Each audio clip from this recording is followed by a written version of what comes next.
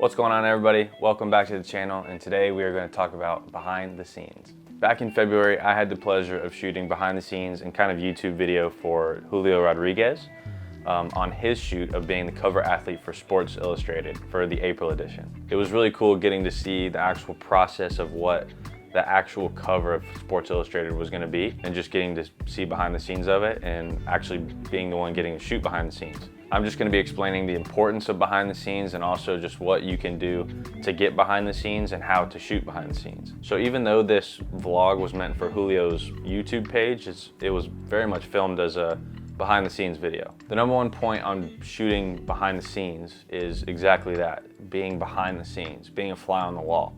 You don't want to be in anybody's way.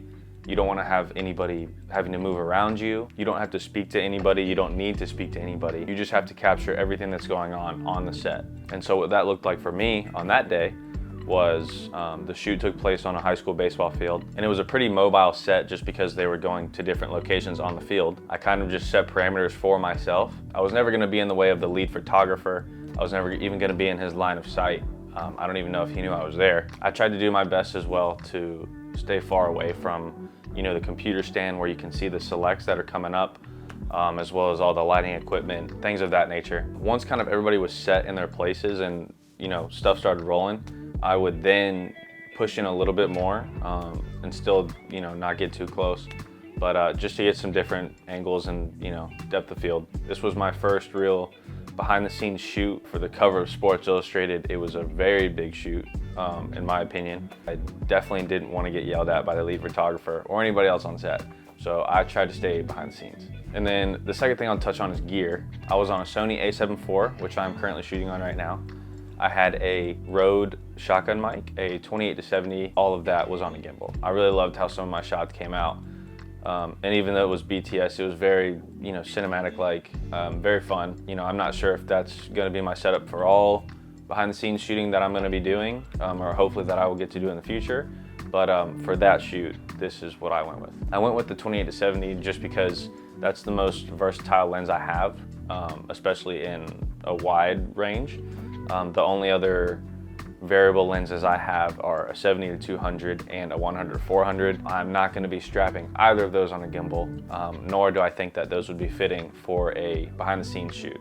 And then also just strapped it with a shotgun mic just to capture any good sound bites that I might get, because this was going to be used kind of as a vlog YouTube video. And then the gimbal, I think in this professional behind the scenes setting, although handheld, the natural motion does look good, I think that this called for more stabilized gimbal footage, and so that's why I went with that. I also did throw in an ND filter on, a cheap one from Amazon. It was like 40 bucks. This little guy, 40 bucks. Very harsh lighting that day. One of my friends, Jitesh, who lives here in St. Pete, he recommended this to me just because it's something cheap. Amazon ships it in fast until you can really, find a good ND filter that works for you or that you really like. And then the only downside with that, sadly, is that when you max it out, it gets a little fuzzy, a little too soft. My autofocus, because I was on a gimbal, would trip out. So I had to dial it back, crank up the shutter speed just a little bit, so we could get that focus just right,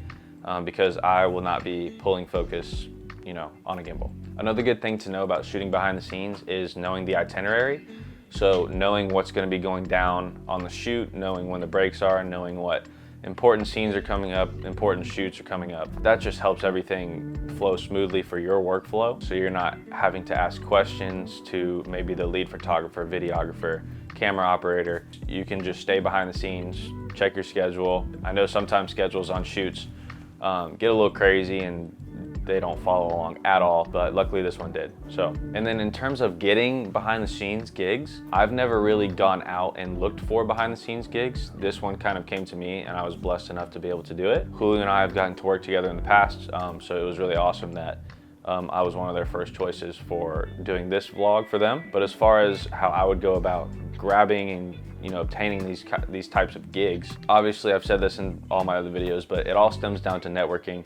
So if you have a good network, if you know people that are constantly on bigger shoots and stuff like that, then you have a better chance of actually getting one of these behind the scenes gigs.